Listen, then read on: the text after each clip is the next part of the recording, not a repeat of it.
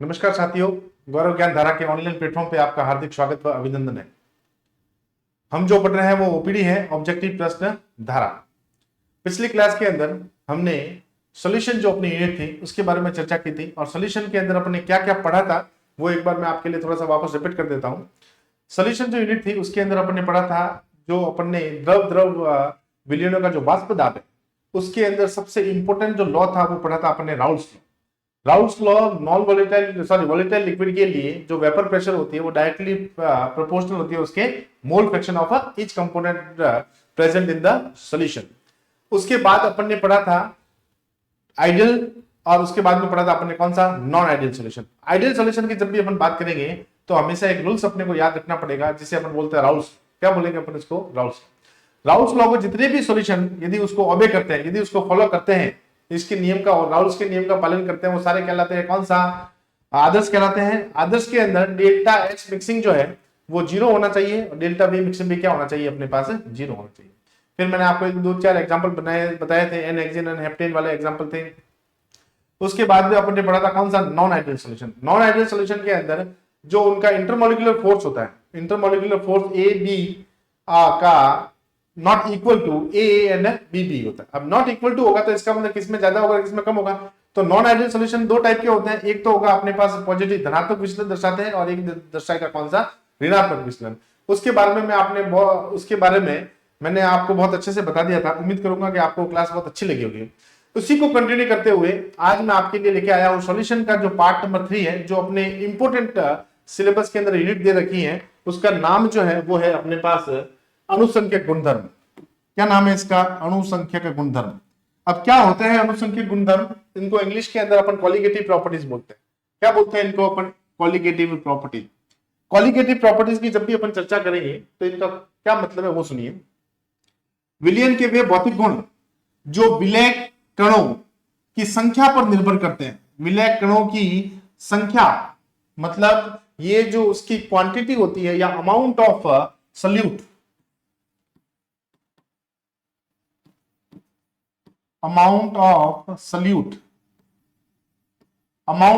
पे डिपेंड करते हैं, ना कि उनकी प्रकृति या उनकी पहचान पर, ना कि उनकी प्रकृति या उनकी पहचान, ना कि nature, do not depend on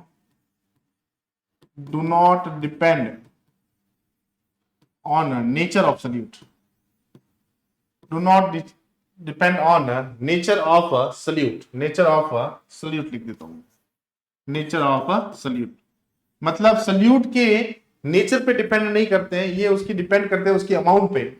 मतलब अपन ने कितनी सॉल्यूट का मात्रा डाली है उसके अंदर, उसके ऊपर डिपेंड करते हैं, ना कि अपन ने उसके कौन से कलरफुल डाला है या कलरलेस सॉल्यूट डाला है, उससे कोई फर्क नहीं पड़ता। तो ये अपन को सीधा सीधा अपन को ये पता चल गया है। सेकंड, ये मुख्य रूप से अवाष्पशील विलय, ये मुख्य रूप से अवाष्पशील विलय वाले तनु विलयनों के लिए मान्य है। किसके लिए मान्य है ये, अवाष्पशील, और उनके लिए जिसे अपन बोलते हैं कौन सा, डाइल्यूट सॉल्यूशन। डाइल्यूट सॉल्यूशन है ना, डाइल्यूट सॉल्यूशन के लिए क्या है, सिर्फ मान्य है। जैसे अपने पास एक तो वाष्प दाब में कमी है, एक तो है अपने पास वाष्प दाब में कमी, एक आएगा अपने पास क्वथनांक में वृद्धि।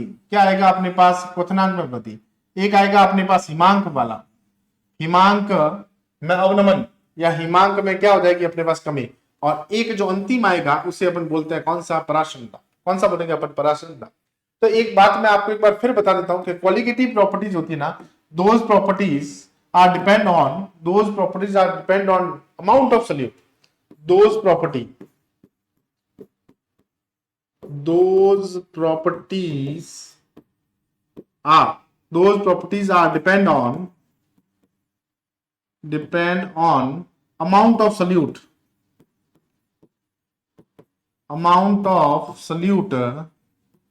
do not depend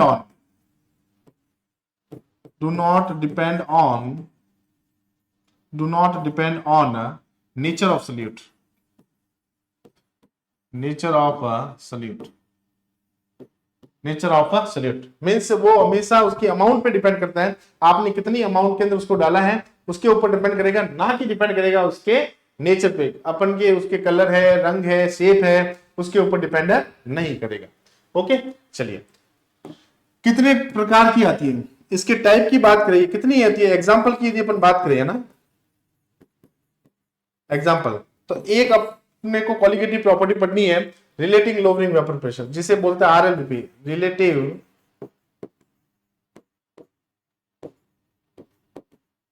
lowering vapour pressure, relating lowering vapour pressure. एक आएगा अपने पास elevation in boiling point, elevation of boiling point. एक आएगा अपने पास डिप्रेशन ऑफ फ्रीजिंग पॉइंट,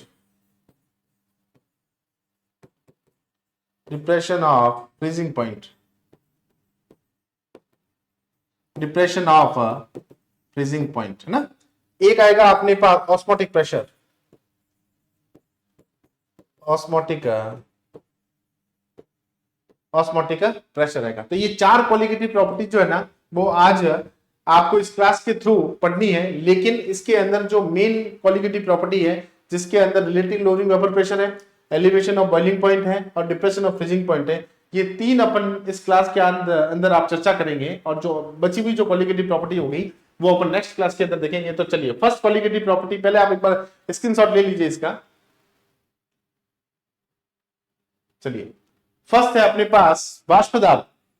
क्या बोला मैं, अपने पास वाष्प दाब के अंदर, है ना, वाष्प दाब का आपेक्षिक अवनमन, जिसे अपन शॉर्टकट के अंदर आरएलवीपी भी बोलते हैं। क्या बोलते हैं इसको, आरएलवीपी, वाष्प दाब का आपेक्षिक अवनमन, relating lowering vapour pressure, relative lowering vapour pressure, relating lowering vapour pressure. अब इसका नाम जो है वो रिलेटिंग लोअरिंग वेपर प्रेशर क्या है, उसको समझने के लिए मैं एक आपके पास कंटेनर बनाता हूं, जिससे आपको बहुत अच्छे से समझ में आ जाएगा।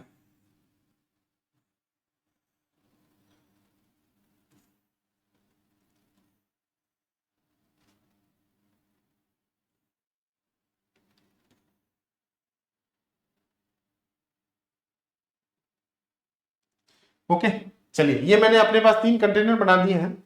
एक के अंदर अपन ने ले लिया सॉल्वेंट, एक के अंदर अपन ने क्या ले लिया है, सॉल्वेंट। और सॉल्वेंट आप सबको पता होगा, इसको हिंदी में अपन क्या बोलते हैं, विलायक बोलते, क्या बोलेंगे इसको, विलायक। यहां पे अपन ने लिया है सल्यूट, यहां पे जो है ये अपन ने लिया है सल्यूट। क्या लिया है अपन ने, सल्यूट। सल्यूट के अंदर सबसे इंपॉर्टेंट बात, अपना जो सल्यूट है वो थोड़ा सा स्पेशल है। और जो स्पेशल क्यों है, कि जो अपना सल्यूट है वो नॉन वॉलेटाइल है। कैसा है अपने पास, non volatile, non non volatile है। इट मीन्स अवाष्पशील है। ये कैसा है, अवाष्पशील। अब जब अवाष्पशील होगी तो इसकी वाष्प थोड़ी सी बनेगी नहीं, अवाष्पशील है ना, इसकी वाष्प क्या नहीं होगी, बनेगी नहीं। चलिए, अब जब भी अपन क्या करते हैं, इन तीनों के ऊपर एक कंटेनर मतलब ढक्कन लगा देते हैं। इन तीनों के ऊपर ना अपन एक ढक्कन लगा देते हैं, इधर भी लगा दिया, इधर भी लगा दिया और इधर भी लगा दिया। बहुत अच्छे से समझना ना इन चीजों को। चलिए, मैंने अपन यहाँ पे क्या लगा दिया, कोई ढक्कन लगा दिया ना। अब सुनिए, फर्स्ट वाला एक्सपेरिमेंट के अंदर देखिए ना, इसके अंदर अपने पास सॉल्वेंट है। अब जब ये सॉल्वेंट जो है वो जैसे मैं इसको हीट करूंगा, तो ये जो लिक्विड है, जो सॉल्वेंट है, इसकी क्या बनेगी, अपने पास वेपर बनेगी। इसकी वेपर अपने पास मान लीजिए बन गई अपने पास,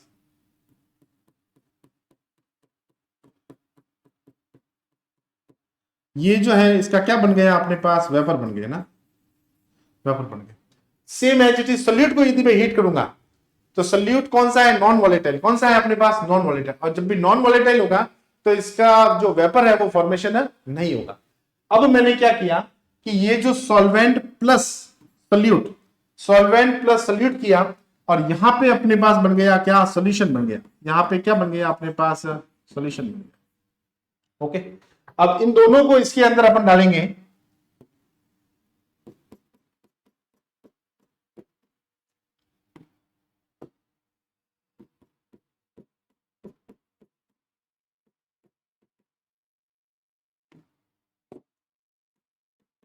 ओके, अब यहां पे मैं इस कंटेनर को यदि हीट करूं, यहां पे यदि मैं इस कंटेनर को हीट करूं तो यहां क्या होगा, यहां पे अपने पास जो वेपर है वो लेस अमाउंट में बनेगी, लेस अमाउंट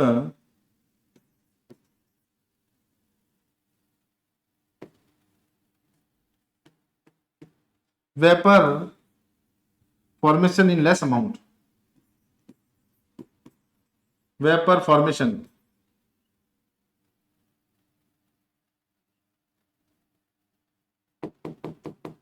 वाष्प दाब जो है वो यहां पे अपने पास क्या बनेगा, कम बनेगा, वाष्प दाब कम, वाष्प कम बनेगी, है ना। अब जब इसके अंदर वाष्प कम बनेगी तो ये प्रेशर भी क्या लगाएगी, इस लिक्विड के ऊपर कम लगाएगी। बहुत अच्छे से सुनना एक बार वापस से। ये मेरे पास सॉल्वेंट है, इस सॉल्वेंट को जैसे मैं हीट करूंगा, ये प्योर सॉल्वेंट है, सॉल्वेंट को जब भी हीट करूंगा तो इससे बनने वाली जो वेपर है, इससे बनने वाली जो वेपर है वो इस लेयर के ऊपर क्या लगाएगी, अपने पास एक प्रेशर लगाएगी, इस लेयर के ऊपर क्या लगाएगी, नीचे की तरफ प्रेशर लगाएगी। और ये वेपर के द्वारा जो लगने वाला प्रेशर है इसे अपन बोलते हैं कौन सा, वेपर प्रेशर बोलते हैं। इसे अपन क्या बोलेंगे, वेपर प्रेशर बोलेंगे। ओके, सोल्यूट के केस के अंदर वेपर की बनेगी नहीं तो वेपर प्रेशर बिल्कुल लगेगा नहीं।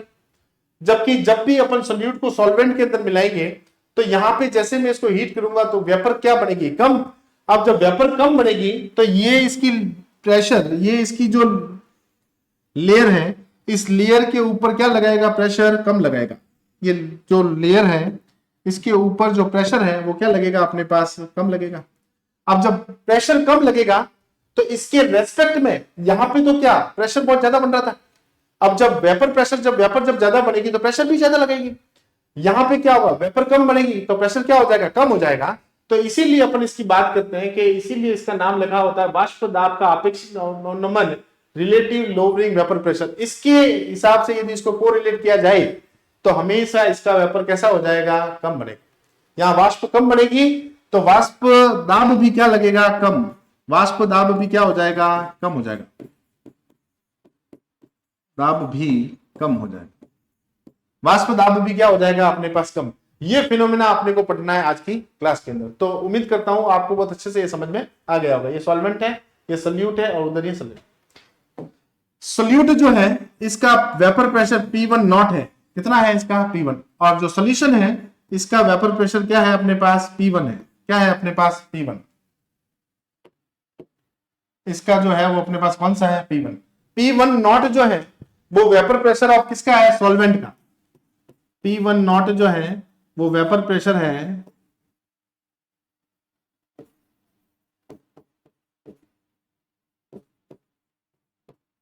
Vapour pressure of pure solvent.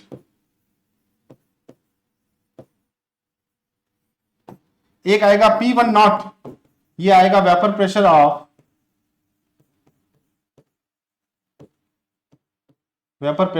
Solution, vapour pressure of solution. Okay, यहां तक आपको मुझे नहीं लगता कोई डाउट होगा। चलिए अब इसका आपने को डेरिवेशन ड्राइव करना है। अब डेरिवेशन तो अपने इस एग्जाम में नहीं आएगा, लेकिन यहां से छोटे छोटे क्वेश्चन आ सकते हैं, उनको आपको थोड़ा सा ध्यान रखना है। वो चलिए वो कैसे होगा, तो इसके अंदर अपने पास ये शुद्ध विलायक वाला हो गया है, विलयन के पास। चलिए जब किसी शुद्ध विलायक, जब किसी शुद्ध विलायक प्योर सॉल्वेंट में एक अवाष्पशील विलयन, एक नॉन वॉलेटाइल सॉल्यूट मिलाया जाता है तो विलयन का वाष्प दाब शुद्ध विलायक के वाष्प दाब से हमेशा क्या हो जाएगा, कम हो जाएगा। तो अपन यहां पे लिख सकते हैं वेपर प्रेशर ऑफ विलायक का वाष्प दाब, विलायक का जो वाष्प दाब है वो तो हमेशा कैसा हो जाएगा, ज्यादा। विलायक का वाष्प दाब है वो तो हमेशा कैसा होगा, ज्यादा। और विलयन का वाष्प दाब है वो क्या हो जाएगा अपने पास, कम हो जाएगा। विलयन का वाष्प दाब, विलयन का वाष्प दाब वो क्या हो जाएगा अपने पास, कम हो जाएगा। तो ये अपने को फिनोमिना इस चीज से अपने को प्राप्त हुआ। ओके, तो विलायक का वाष्प दाब तो क्या हो जाएगा, ज्यादा हो जाएगा, और विलयन का वाष्प दाब क्या हो जाएगा अपने पास, कम हो जाएगा। अपने पास क्या हो जाएगा, कम। तो चलिए सबसे पहले अपन इनके बीच में संबंध निकालते हैं ना, किसके किसके बीच में। एक तो अपने को निकालना है किसके, मोल फ्रैक्शन के बीच में, और एक निकालना है अपने पास विलायक का वाष्प दाब, जैसे विलायक का वाष्प दाब, विलायक का वाष्प दाब, अब विलायक का वाष्प दाब क्या है, P1 नॉट, विलायक का वाष्प दाब क्या है, P1 नॉट। ओके, अब विलायक का वाष्प दाब P1 नॉट, विलयन का वाष्प दाब,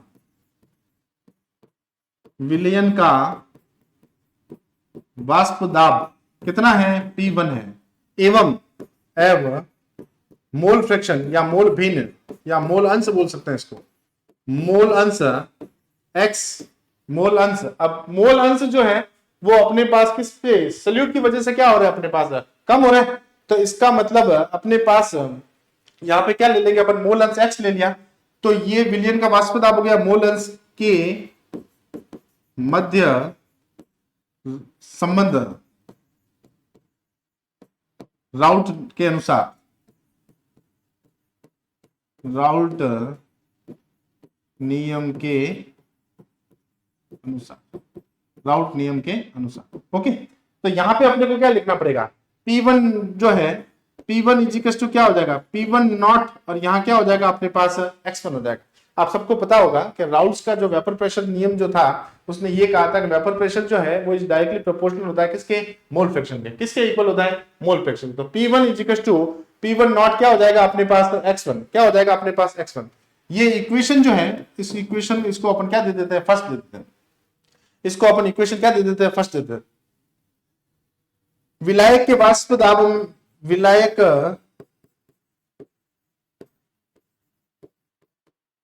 विलायक के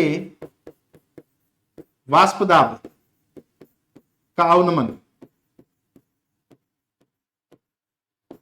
विलायक के वाष्प दाब का अवनमन या वाष्प दाब में अवनमन जो होगा वो अपन बोलेंगे वाष्प दाब में अवनमन, लिख दीजिए ना, वाष्प दाब का नहीं, वाष्प दाब में अवनमन, विलायक के वाष्प दाब में अवनमन। अब वो किसके इक्वल होगा, वो इक्वल होगा अपने पास डेल्टा P1 की, किसके इक्वल हो जाएगा अपने पास, डेल्टा, विलायक के वाष्प दाब का अवनमन जो है ये अपने पास कितना कम हुआ है, अपने पास चेंज करना है, अवनमन निकालना है, तो डेल्टा क्या हो जाएगा अपने पास, P1 हो जाएगा, डेल्टा P1 हो जाएगा अपने पास। डेल्टा P1 इजिकल्स टू क्या लिखा जा सकता है, डेल्टा P1 इजिकल्स टू लिखा जा सकता है P1 माइनस P1 क्या लिखे ना, नॉट। अब देखिए इसका कितना था, P1 था, यहां पे कितना है, P1 नॉट, इन दोनों के बीच में कितना कम हो गया, वाष्प दाब कितना कम हो गया, उसको अपन निकालेंगे डेल्टा P1 से।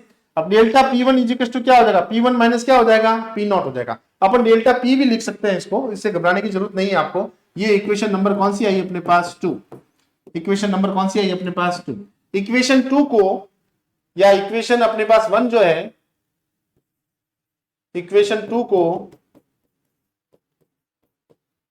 इक्वेशन जो अपने पास 2 है, कौन सी इक्वेशन अपने पास, equation first put in equation 2 कर दीजिए आप ना, तो ये हो जाएगा अपने पास equation 1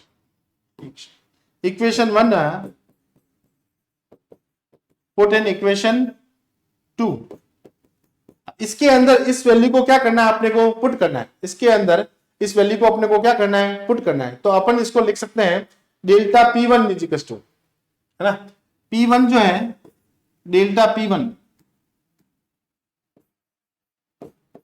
delta P1 equals to P1 की जगह यहां लिखूं मैं P1 नॉट, यहां हो जाएगा x1 हो जाएगा, यहां हो जाएगा x1 हो जाएगा, और यहां आ जाएगा P1 नॉट हो जाएगा, क्या हो जाएगा अपने पास, P1 नॉट x1 हो जाएगा, और यहां हो जाएगा अपने पास कौन सा, P1 नॉट हो जाएगा, P1 नॉट माइनस P1 है ना।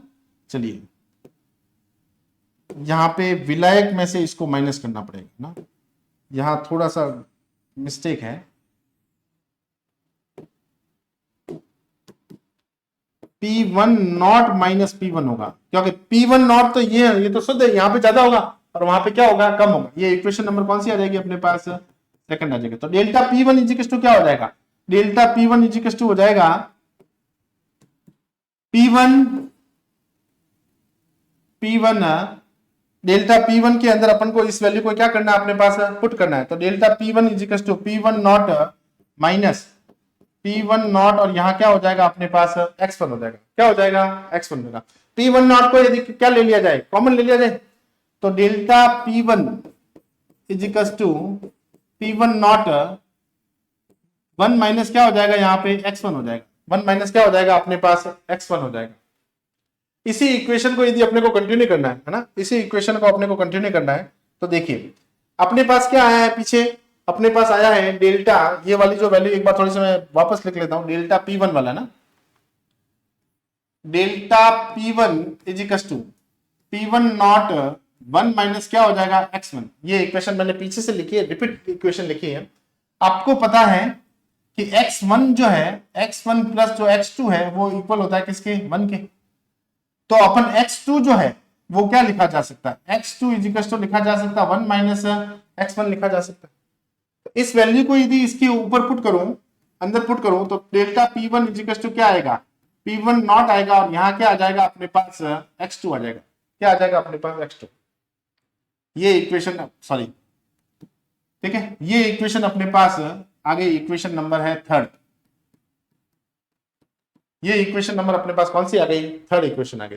अब आप सबको पता है कि जिस विलयन में कई वाष्पशील विलय होते हैं वो हमेशा अवनमन विलय के मोल अंश के योग पर निर्भर करता है। तो अपन यहां लिख सकते हैं, यहां अपन क्या लिख सकते हैं,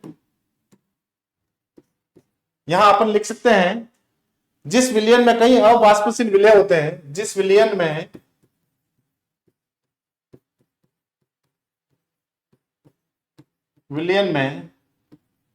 कई अवाष्पशील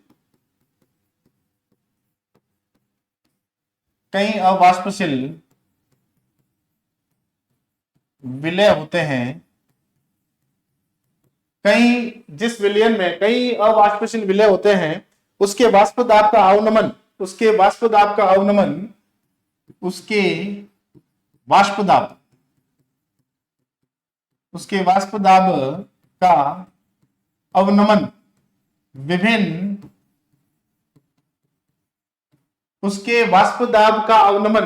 विभिन्न विलय के मोल अंशों, विभिन्न विलय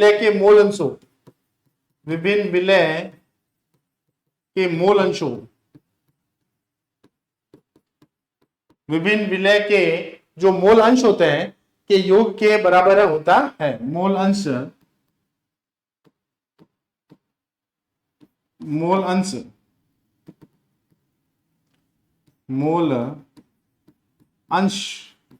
के बराबर, योग के बराबर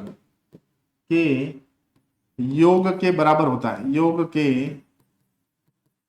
बराबर होता है। अब अपने पास एक इक्वेशन अपने को ये याद रखनी है कि डेल्टा P1 जो है अपने पास, ये जो डेल्टा P1 ऊपर जो आया है ना, अपन याद रख सकते हैं डेल्टा P1 इजिकल्स को अपन P1 नॉट से क्या करें? डिवाइड करें। तो डेल्टा P1 की वैल्यू क्या थी? अपन को पता है P1 not minus P1 upon क्या था अपने पास? P1 not. ये पूरा का पूरा इक्वल किसके हो जाएगा? मोल फ्रैक्शन के योग। किसके इक्वल हो जाएगा अपने पास? मोल फ्रैक्शन के योग हो जाएगा। ओके, चलिए अब जो x2 है अपने पास, क्या है? x2। अब ये x2 कहां से आया वो सुनिए। x2 जो है मोल फ्रैक्शन ऑफ सॉल्यूट है, तो x2 इजिकल्स टू क्या लिखा जा सकता है? n2 upon n1 plus n2 लिखा जा सकता है। अब मोल्स निकालने के लिए, मैंने मोल फ्रैक्शन निकालने के लिए आपको बताया था कि इसके अंदर x2 equals to n2 upon n1 plus n2 हो जाएगा। अब अपने को पता है कि n2 निकालना है। क्या निकालना है? n2। n2 के लिए क्या होगा? W2 अपॉन क्या हो जाएगा अपने पास? m2 हो जाएगा। ये तो है गिवन मास अपॉन क्या हो जाएगा? मोलर मास हो जाएगा। गिवन मास अपॉन क्या हो जाएगा? Molar mass. Given mass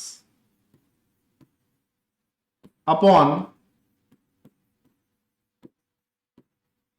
molar mass. दिया गया जो द्रव्यमान है उसका जो हो जाएगा अपने पास आणविक द्रव्यमान हो जाएगा। कौन सा हो जाएगा अपने पास? आणविक द्रव्यमान। अब x2 इक्वल टू क्या हो जाएगा? n2 divide by n1 plus क्या हो जाएगा? n2 हो जाएगा। अपने को पता है कि इस वैल्यू को यहां इसके अंदर क्या करना है? पुट करना है। इस वैल्यू को इसके अंदर क्या करना है? पुट करना है। अपने पास जो विलयन है तनु विलयन के लिए है ना, किसके लिए? तनु विलयन के लिए। तनु विलयन के लिए जो अपने पास जो तनु विलयन है ना, उसके लिए जो n1 जो है सल्यूट, जब भी अपन डाइल्यूट करेंगे ना, यदि अपन इसको किसी भी विलियन को यदि डाइल्यूट करते हैं तो उसके अंदर सॉल्वेंट की अमाउंट तो क्या हो जाती है, ज्यादा हो जाती है, और सल्यूट की जो अमाउंट है वो क्या हो जाएगी अपने पास, कम हो जाएगी।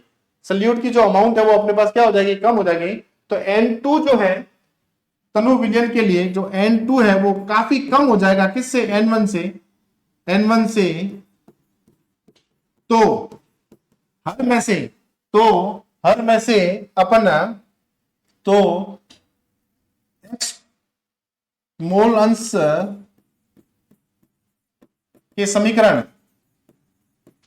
मोल अंश के समीकरण से, मोल अंश के समीकरण से हर में समीकरण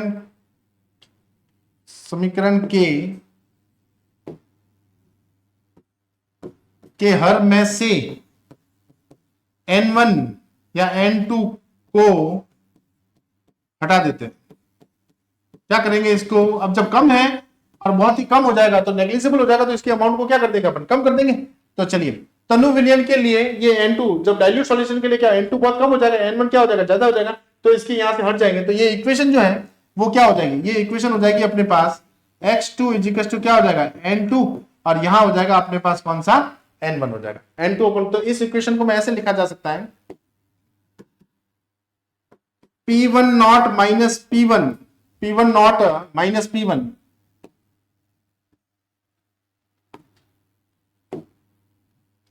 यहां लिख देते ना, P1 नॉट माइनस क्या हो जाएगा, P1 upon P1 not = x2 की जगह अपन क्या लिख सकते हैं, n2 अपॉन क्या लिख दूं यहाँ पे, n1 लिख दिया, n2 अपॉन क्या लिख दिया, n1। अपने को पता है कि n2 = क्या, W2 अपॉन M2 हो जाएगा।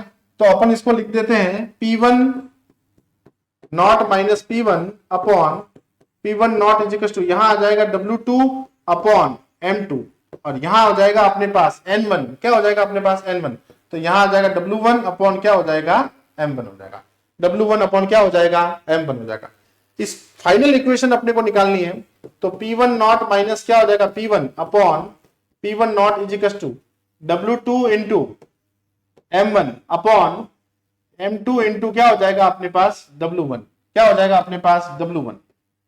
ये जो इक्वेशन आई है ये आपके न्यूमेरिकल में काम आएगी साहब, ये आपके न्यूमेरिकल के अंदर काम आएगी, है ना।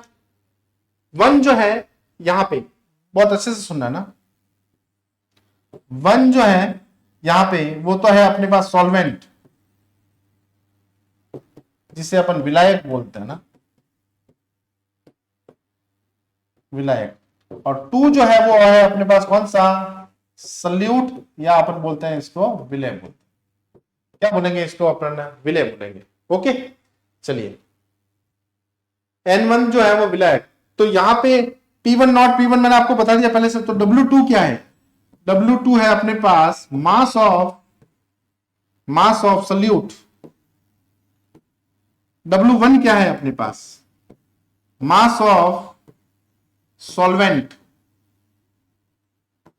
M1 क्या है, M2 क्या है, मोलर मास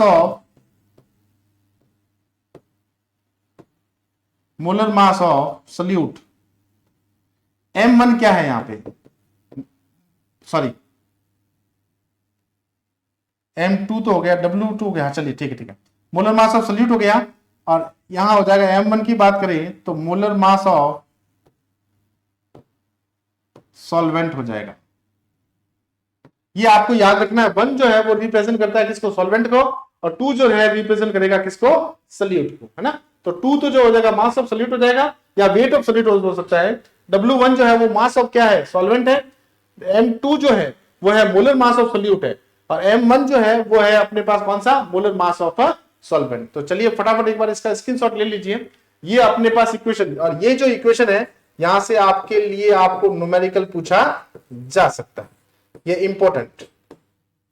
डेरिवेशन आपके आएंगे नहीं, लेकिन आपको इस बात का जरूर ध्यान रखना है कि इस डेरिवेशन में से कोई भी क्वेश्चन पुटअप हो सकता है ना। चलिए फटाफट स्क्रीनशॉट ले लीजिए आप।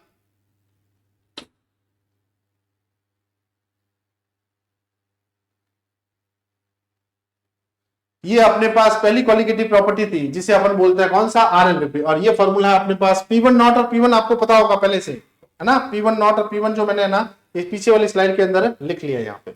ओके, चलिए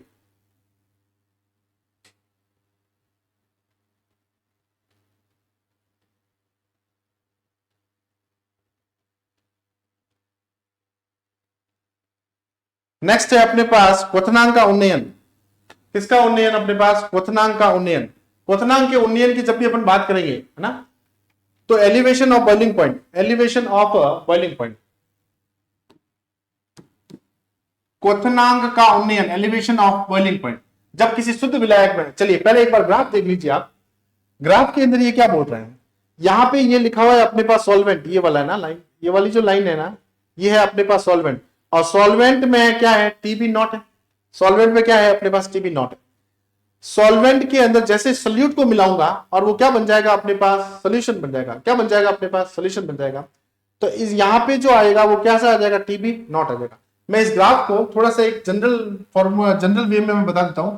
जैसे मान लीजिए आपके पास एक कंटेनर है, ये वाला ना,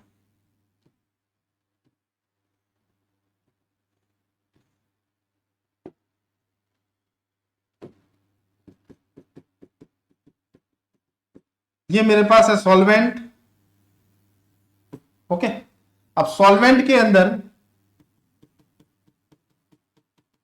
इसी सॉल्वेंट के अंदर मैंने क्या मिला लिया? सोल्यूट मिला लिया ना, तो ये बन गया मेरे पास क्या? सॉल्यूशन। सॉल्वेंट जो था उसका जो था बॉइलिंग पॉइंट वो था टीबी नॉट था। सॉल्यूशन जैसे इसके अंदर सोल्यूट मिलाया वो क्या बन गया? सॉल्यूशन। तो ये बन गया अपने पास क्या? टीबी बन गया। क्या बन गया अपने पास? टीबी। अब इसमें क्या लिखा हुआ है? इसमें ये लिखा हुआ है कि जब भी अपन एलिवेशन की भी चीज किसी भी सॉल्वेंट के अंदर मिलाएंगे तो हमेशा उसका बॉइलिंग पॉइंट क्या होगा? बढ़ेगा। बॉइलिंग पॉइंट हमेशा क्या बढ़ेगा? बढ़ेगा। जैसे अपन इसके अंदर नॉन वोलेटाइल यदि कुछ भी सब्सटेंस मिलाते हैं, सोल्यूट मिलाते हैं, तो इसका बॉइलिंग पॉइंट हमेशा क्या होता है? बढ़ता है। बॉइलिंग पॉइंट जो है, बॉइलिंग पॉइंट जो है वो बढ़ता है। बॉइलिंग पॉइंट बढ़ता है। सोल्यूट को मिलाने से बॉइलिंग पॉइंट क्या हो जाएगा? बढ़ जाएगा। पहले इसका क्या था? टीबी नॉट था, अब कितना हो गया? टीबी हो गया। अब कितना हो गया? टीबी। तो देखिए, जब किसी शुद्ध विलायक में, जब किसी शुद्ध विलायक में कोई अवाष्पशील विलय, कोई अवाष्पशील विलय मिलाया जाता है, नॉन वोलेटाइल सॉल्यूट मिलाया जाता है, तो विलयन का वाष्प दाब, विलयन का वाष्प दाब मोस्ट इंपोर्टेंट है। ये विलयन का वाष्प दाब क्या हो जाता है? कम हो जाता है। विलयन का वाष्प दाब क्या हो जाएगा? कम। इसका कारण विलयन का क्वथनांक, इसका कारण विलयन का क्वथनांक शुद्ध विलायक के क्वथनांक से बढ़ जाता है। इस घटना को क्वथनांक का क्या कहा जाता है? उन्नयन कहा जाता है। इसको इस घटना को क्वथनांक का क्या कहा जाता है? उन्नयन का। अब कैसे? वो सुनिए। अपने को डेल्टा टीबी निकालना है। क्या निकालना है अपने को? Delta TB. तो टीबी ज्यादा कौन सा है? टीबी है, तो यहां पे लिखा जा सकता है टीबी माइनस क्या हो जाएगा? टीबी नॉट हो जाएगा। टीबी ये वाला है ना, डेल्टा टीबी इजिकल्स टू क्या हो जाएगा अपने पास? टीबी माइनस क्या हो जाएगा? टीबी नॉट हो जाएगा। टीबी माइनस क्या हो जाएगा अपने पास? नॉट हो जाएगा। This is known as this is known as elevation of boiling point, elevation of boiling point। ये वही सिस्टम है कि जैसे मान लीजिए आपके पास एक ग्लास है ना, उस ग्लास के अंदर आपने पहले वाटर रखा था।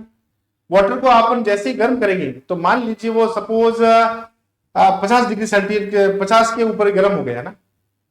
अब उसके अंदर मैं यदि सॉल्ट मिलाता हूं तो हमेशा याद रखिए कि वो 100 या 50 से हमेशा क्या हो जाएगा? ज्यादा हो जाएगा। तो बॉइलिंग पॉइंट जो है क्वथनांक का उन्नयन है। क्वथनांक का जो अमाउंट है, पहले क्वथनांक कम था और जैसे ही मैंने सोल्यूट मिला लिया तो क्वथनांक क्या हो गया? ज्यादा हो गया। अब जब क्वथनांक ज्यादा हो गया तो पहले का क्वथनांक तो कितना था? टीबी नॉट था। बाद में जैसे सोल्यूट मिलाया तो उसका क्वथनांक कितना हो गया? टीबी हो गया। तो अपन ने रिलेशन निकाल दिया, डेल्टा टीबी इजिकल्स टू क्या निकाल दिया? टीबी माइनस क्या हो जाएगा? टीबी नॉट हो जाएगा। टीबी क्या है अपने पास? यहां अपन बात करें किसकी बात? टीबी नॉट की। तो यहां पे शुद्ध विलायक का क्वथनांक है, ये शुद्ध विलायक का क्वथनांक। एक आएगा अपने पास टीबी, इसे बोलेंगे अपन विलयन का क्वथनांक, एक आएगा डेल्टा टी बी, वो है क्वथनांक का उन्नयन, क्वथनांक का उन्नयन मतलब कितना ये हमेशा ज्यादा हो। ओके, चलिए यहां तक आपको उम्मीद करता हूं यहां तक आपको समझ में आ गया होगा। तनु विलयन में क्वथनांक का उन्नयन डेल्टा टीबी, तनु विलयन में, तनु विलयन में क्वथनांक का उन्नयन, क्वथनांक का उन्नयन क्या डेल्टा टीबी, जो डेल्टा टीबी है क्वथनांक का उन्नयन डेल्टा टीबी विलयन में उपस्थित विलय के, विलयन में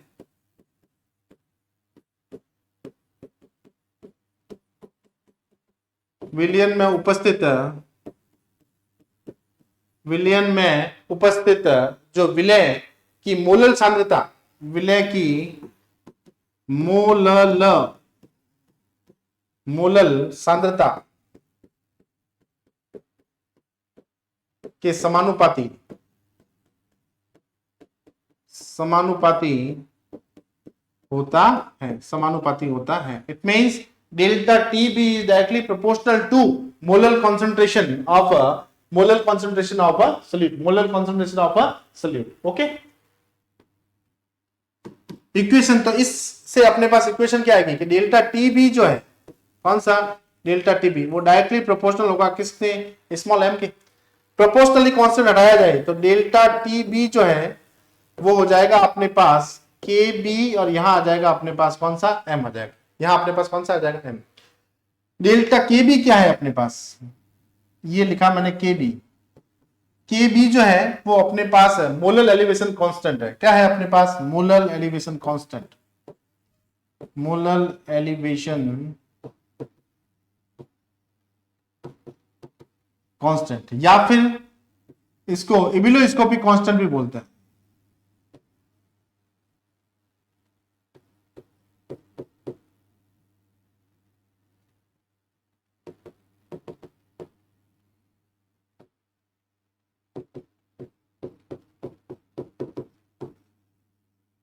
कौन सा बोलते हैं इसको, इबिलोस्कोपिक कांस्टेंट भी इसको बोला जाता है। एम जो है यहाँ पे, एम यहां पे है साहब मोलैलिटी। क्या है अपने पास, मोलैलिटी, ये मोस्ट इंपोर्टेंट है। क्या है अपने पास, मोलल एलिवेशन है, कांस्टेंट कहे या इबिलोस्कोपिक, इसको कांस्टेंट बोलते हैं ना, मोलल एलिवेशन कांस्टेंट।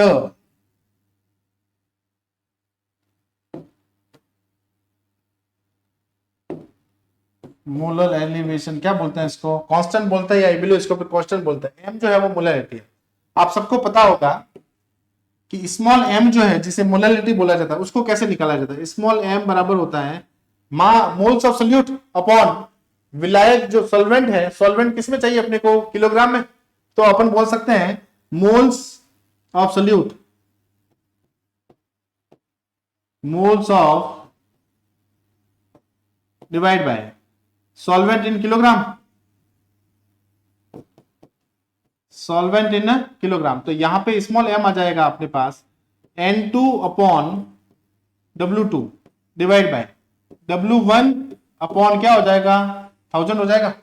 तो इस वैल्यू को इसके अंदर पुट करें, इस वैल्यू को किसमें पुट करें अपने पास, इस इक्वेशन के अंदर, तो यहां आ जाएगा डेल्टा टीबी, यहां आ जाएगा अपने पास delta TB, delta TB equal to K B, इस वैल्यू को यहां पुट करें अपन, तो यहां आ जाएगा delta into N2 into direct में, या मैं आपको ऐसे पहले एक बार ये इक्वेशन लिख के बता देता हूं, के बी हो जाएगा और m की जगह यहां लिख देंगे अपन N2 divide by W2 upon W1 upon क्या हो जाएगा यहां पे 1000 हो जाएगा। फाइनल जो इक्वेशन आएगी डेल्टा टीबी इक्वल टू आएगा केबी, आएगा क्या आ जाएगा अपने पास, केबी, और यहां पे अपने पास जो इक्वेशन आएगी N2, सॉरी यहां थोड़ा सा मिस्टेक हो गया, M2 तो चाहिए अपने को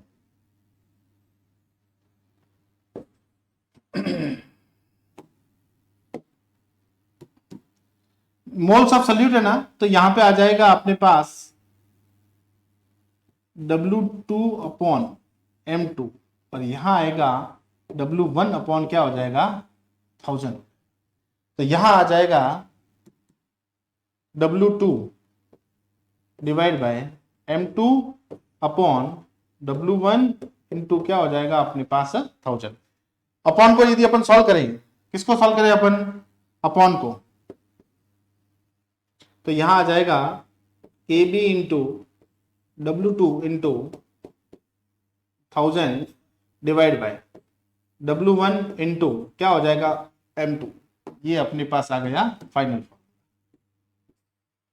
ये अपने पास आ गया कौन सा फाइनल फॉर्मूला।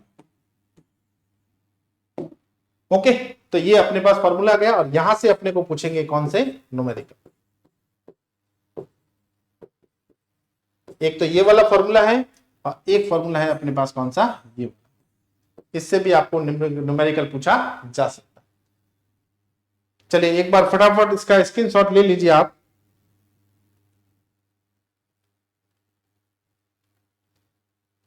फटाफट एक बार इसका स्क्रीनशॉट ले लीजिए। Delta TB is equal to KB into W2 into 1000 upon W1 into क्या हो जाएगा अपने पास M2 हो जाएगा, क्या हो जाएगा M2। अब मान लो डेल्टा टीबी पूछ लिया जाए ना, डेल्टा टीबी से क्या निकाला जा सकता है, M2 निकाला जा सकता है। तो अपन इस इक्वेशन को थोड़ा सा आगे यदि बढ़ाएं, इस इक्वेशन को यदि मैं थोड़ा सा यहां लिखूं तो ये हो जाएगा अपने पास delta M2 is equal to KB into W2 into 1000 divide by यहां हो जाएगा डेल्टा टीबी इंटू हो जाएगा अपने पास W1, क्या हो जाएगा अपने पास W1। ये फॉर्मूला भी आपको याद रखना है, यहां से भी न्यूमेरिकल पूछा जा सकता है, ये भी इंपॉर्टेंट। ओके, तो ये फॉर्मूला एक ही है, इसको अपन ने यहां से केवल डेल्टा टीबी पूछ ले तो भी यही यहां से बता सकते हो और यदि M2 पूछ ले तो अपन यहां से बता सकते हैं। ओके, चलिए फटाफट एक बार इसका स्क्रीनशॉट ले लीजिए। ये delta TB is equal to M था, M अपने को पता चल गया, यहाँ मोलरिटी है, यहाँ पे M जो है वो इसका फॉर्मूला है moles of solute upon solvent in kilogram था। यहाँ पे W2 अपॉन क्या था M2 अपॉन W1 अपॉन क्या हो जाएगा 1000। इसको इसके अंदर पुट किया, जो अपॉन में था उसको मल्टीप्लाई में कर दिया और वहां से जो फॉर्मूला है उससे ये भी फॉर्मूला गया। इसके बाद जो एक टॉपिक पढ़ाने जाऊंगा मैं, उसके अंदर सिर्फ एक ही फर्क है। ये फर्क क्या है, यहाँ पे जहां पे टीबी लिखा है ना, जहां पे अपन ने केबी लिखा है, जहां पे टीबी लिखा है वहां पे अपने को टीएफ करना है। तो इस इक्वेशन को एक बार थोड़ा सा अच्छे से देख लेना, आगे इसका सेम टू सेम ही है, बस यहां बढ़ रहा है तो वहां पे क्या हो जाएगा घट जाएगा। चलिए स्क्रीनशॉट ले लीजिए आप। नेक्स्ट देखिए, नेक्स्ट है अपने पास हिमांक में अवनमन। क्या है अपने पास हिमांक में अवनमन। अब हिमांक में अवनमन का मतलब क्या है कि जब वहां पे तो अपन ने क्या किया था, बॉइल करने की कोशिश की थी, लेकिन उसी कंटेनर को जो सॉल्वेंट है उस सॉल्वेंट के अंदर यदि अपन सॉल्यूट को मिला लिया जाए तो अपने पास जो जमने के जो कैपेसिटी होगा वो हमेशा क्या हो जाएगा, कम हो जाएगा। जमने का कैपेसिटी जो है वो क्या हो जाएगा अपने पास कम हो जाएगा। जब किसी शुद्ध विलायक में अवाष्पशील विलय मिलाया जाता है तो इसके कारण विलयन का जमने का बिंदु जो फ्रीजिंग पॉइंट है वो शुद्ध विलायक की तुलना में क्या हो जाएगा अपने पास कम हो जाएगा। तो यहां पे क्या हो जाएगा, इसके कारण विलयन का जमने का बिंदु शुद्ध विलायक की तुलना में क्या हो जाएगा अपने पास कम हो जाएगा। तो यहां पे अपन बोल सकते हैं हिमांक बिंदु जमने का जो हो जाएगा वो कैसा हो जाएगा अपने पास कम हो जाएगा, तुलना में क्या हो जाएगा अपने पास कम हो जाएगा। ये ग्राफ दीजिए एक बार है ना, यहाँ पे अपने पास डेल्टा एफ नॉट दे रखा है। क्या दे रखा है, डेल्टा एफ नॉट। जैसे मैं इसके अंदर कुछ लिक्विड के अंदर जब सोल्यूट मिलाऊंगा तो सोल्यूशन बनेगा, तो सोल्यूशन जो हो जाएगा वो यहाँ पे, अब यहाँ पे फ्रीज हो रहा है, पहले फ्रीज यहाँ पे हो रहा था, अब फ्रीज यहाँ पे क्या लिखा रखा है अपने पास TF पे रखा है। तो जब एलिवेशन ऑफ जो बॉइलिंग पॉइंट पड़ा था उसके अंदर तो अपना जो ग्राफ जो जा रहा था आगे जा रहा था, बॉइलिंग पॉइंट कहाँ जा रहा था आगे, जबकि फ्रीजिंग पॉइंट के अंदर क्या आ रहे हैं अपन पीछे आ रहे हैं। तो अपन लिख सकते हैं डेल्टा TF, क्या लिख सकते हैं अपन, delta TF is equal to, बताइए delta TF is equal to क्या लिखना पड़ेगा अपने को,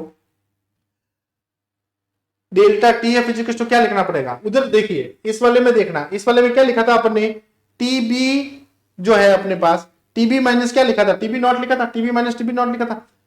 तो यहां पे क्या लिखना पड़ेगा, डेल्टा TF पीछे जा रहा है ना, तो यहां आ जाएगा TF नॉट माइनस क्या हो जाएगा अपने पास TF।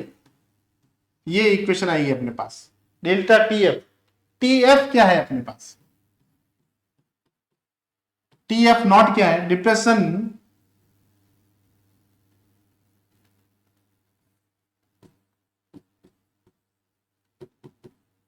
डिप्रेशन जो है अपने पास, depression point of pure solvent. एक आएगा टी एफ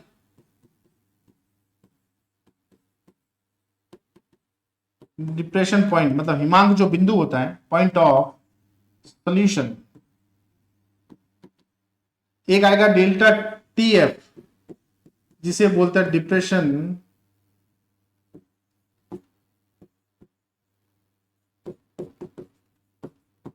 इन अ फ्रीजिंग पॉइंट,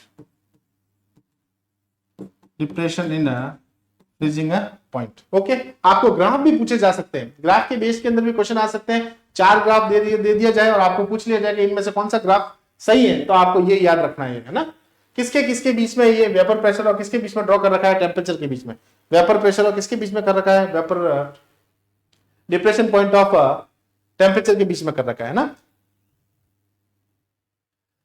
इसमें भी वही है, तनु विलियन में, तनु विलियन में हिमांक का अवनमन, हिमांक का अवनमन जिसे अपन क्या बोलते हैं, डेल्टा टी एफ। हिमांक का जो अवनमन है वह अवनमन विलयन में उपस्थित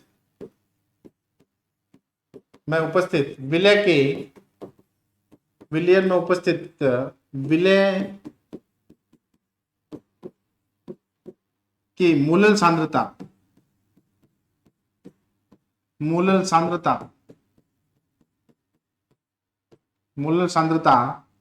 के समानुपाती, मूलल सांद्रता के समानुपाती होता है, मूलल सांद्रता के समानुपाती होता है। ओके, तो अपन इसी से इक्वेशन क्या निकाल सकते हैं, सेम इक्वेशन है जो अपने पीछे निकाली है। डेल्टा टी एफ जो है ना, डेल्टा टी एफ जो है वो डायरेक्टली प्रोपोर्शनल होगा किसके, एम के। डेल्टा टी एफ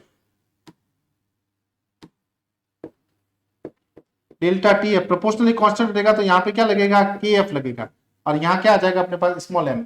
आप सबको पता है कि जो स्मॉल एम जो है, स्मॉल एम वो क्या होती है, मोलैलिटी होती है। क्या होती है अपने पास,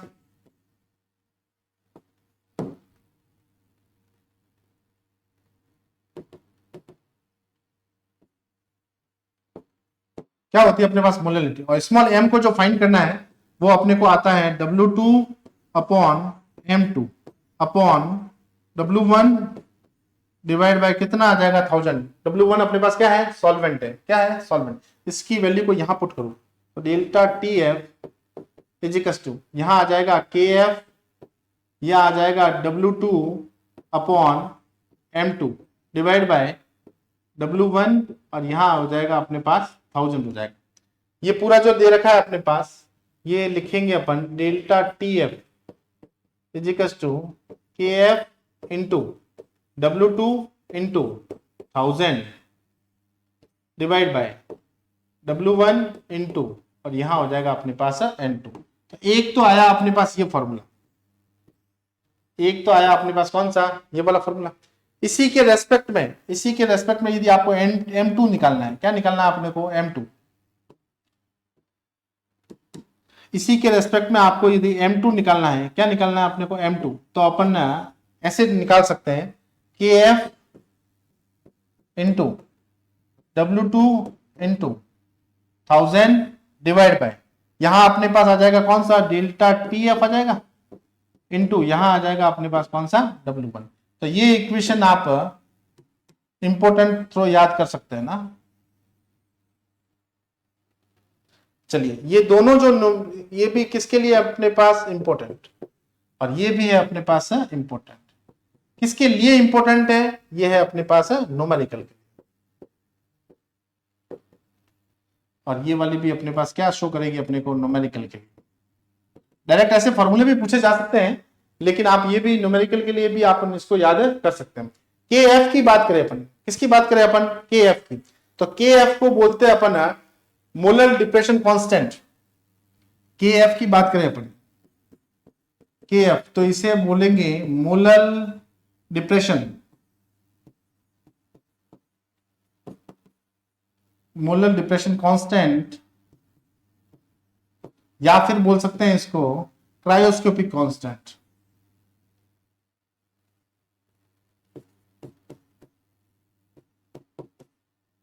क्रायोस्कोपिक्स, क्या बोला जा सकता है इसको, क्रायोस्कोपिक कांस्टेंट। तो ये एक फॉर्मूला ये था और एक फॉर्मूला अपने पास ये है। अब इंपॉर्टेंट बात जो आती है वो आती है इनके यूनिट की। किसकी बात आती है, यूनिट की। इसमें यूनिट क्या है इनकी, इसकी यूनिट जो है वो है kelvin, kilogram, mole inverse. Unit जो है इसकी केल्विन, किलोग्राम, क्या है अपने पास, मोल इनवर्स।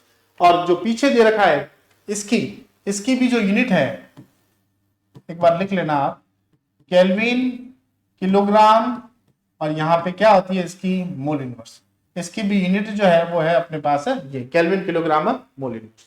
ओके, चलिए इसका भी एक बार स्क्रीनशॉट ले लीजिए आप।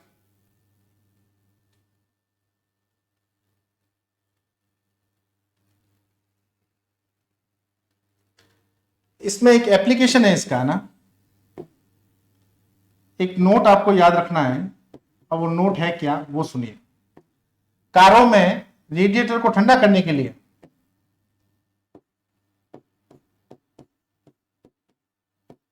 कारों में रेडिएटर, कारों में रेडिएटर जो है उसको ठंडा करने के लिए, कारों में रेडिएटर जो है, कारों में जो रेडिएटर है उसको एंटीफ्रीज, कारों में radiator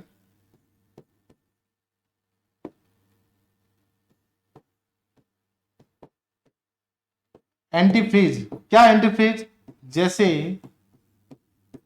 ethylene glycol, ethylene glycol, जो एथिलीन ग्लाइकॉल है उसको अपन यहाँ पे क्या, रेडिएटर जो होता है कारों के अंदर उसके अंदर मिलाया जाता है, का उपयोग हिमांक को कम करने के लिए किया जाता है। एथिलीन ग्लाइकॉल का उपयोग हिमांक को कम करने के लिए, हिमांक को कम करने के लिए किया जाता है, कम करने के लिए किया जाता है। अब देखिए क्या लिखा हुआ है, ये कारों में जो रेडिएटर होता है, कारों के अंदर जब रेडिएटर होता है उसको एंटीफ्रीज, एंटीफ्रीज कौन सा है, जैसे इथाइलिन ग्लाइकॉल है, का उपयोग हिमांक को कम करने के लिए किया जाता है। ये इंपॉर्टेंट एप्लीकेशन है, ये भी आप इसको याद रखिएगा। चलिए स्क्रीनशॉट ले लीजिए इसका। नेक्स्ट देखिए, ये अपने पास अपनी जो कॉलिगेटिव प्रॉपर्टी थी वो 3rd नंबर कॉलिगेटिव प्रॉपर्टी थी। इसके बाद अपन सीधा क्वेश्चन आंसर करेंगे। ये दो फॉर्मूले जो लिखे हुए हैं वो आप अच्छे से याद कर लेना। चलिए, इनमें से कौन सा गुणधर्म अनुसंख्यक गुणधर्म नहीं है, पराश्रम दाब है ना, बताइए पराश्रम दाब है कि नहीं है, बिल्कुल है साहब। हिमांक में अवनमन है, वाष्प दाब में आपेक्षिक अवनमन है, ये क्या है, नहीं है, इसका मतलब अपना आंसर ये है। वाष्प दाब का आपेक्षिक अवनमन किसके बराबर होता है, या आरएलवीपी किसके बराबर होता है, विलायक के मोल प्रभाव, गलत है। विलियन का मोलरता ये मोल फ्रैक्शन, मतलब विलय के मोल प्रभाव मोल फ्रैक्शन के बराबर। चलिए, किसी विलियन का वाष्प दाब शुद्ध विलायक के वाष्प दाब से हमेशा कैसा होगा, विलियन का वाष्प दाब शुद्ध विलायक से वाष्प दाब से कैसा होगा, हमेशा कम होगा। कैसा होगा, हमेशा कम होगा। 4th का आंसर बताइए। 0.1 MCaNaCl, ये NaCl है, 0.1 यूरिया है, 0.1 ग्लूकोज है, 0.1 CaCl2 है। कि जलीय विलयन में किसका क्वथनांक उच्चतम होगा, जितने कणों की संख्या ज्यादा होगी उतना ही क्वथनांक हमेशा ज्यादा होगा, उतना ही क्वथनांक हमेशा क्या ज्यादा, कणों की संख्या ज्यादा, कणों की संख्या ज्यादा,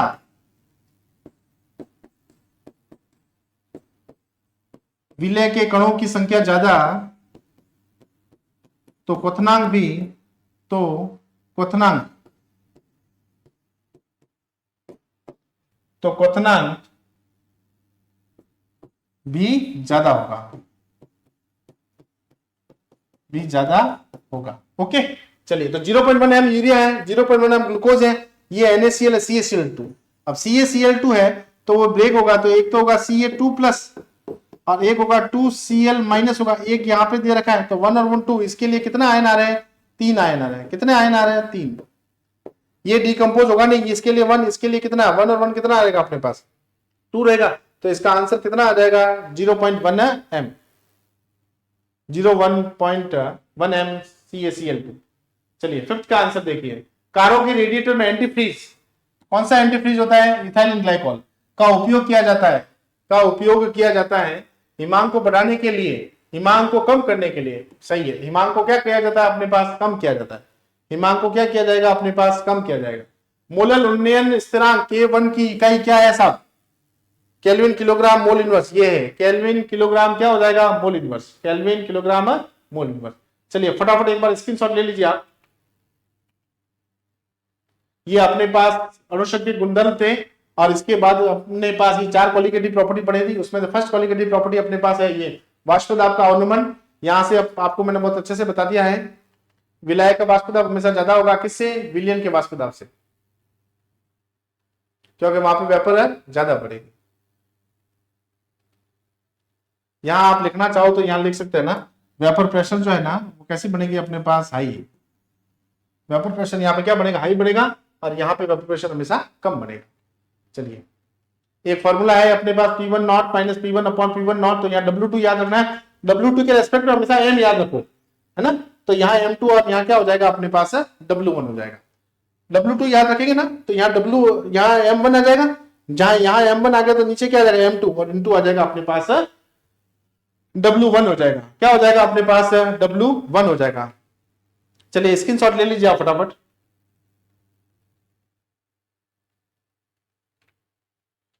नेक्स्ट देखिए आप, ये अपने पास क्वथनांक का उन्नयन आ गया है, ये मैंने हिमांक का उन्नयन कर दिया, ये अपने क्वेश्चन आंसर थे। ठीक है, तो चलिए आज की क्लास के अंदर अपने कितनी क्वालिटेटिव प्रॉपर्टी पढ़ ली है? 3 क्वालिटेटिव प्रॉपर्टी पढ़ ली है। फर्स्ट क्वालिटेटिव प्रॉपर्टी था अपने पास RLVP, relative lowering vapour pressure था। सेकंड थी अपने पास एलिवेशन ऑफ बॉइलिंग पॉइंट, जैसे सॉल्यूट मिलाएंगे बॉइलिंग पॉइंट हमेशा बढ़ जाएगा। और एक था अपने पास डिप्रेशन ऑफ फ्रीजिंग पॉइंट, जैसे ही अपन कोई सॉल्यूट मिलाएंगे तो उसका जो हिमांक बिंदु है वो हमेशा क्या हो जाएगा? कम हो जाएगा। उम्मीद करूंगा कि आपको आज की क्लास बहुत अच्छी लगी होगी। धन्यवाद।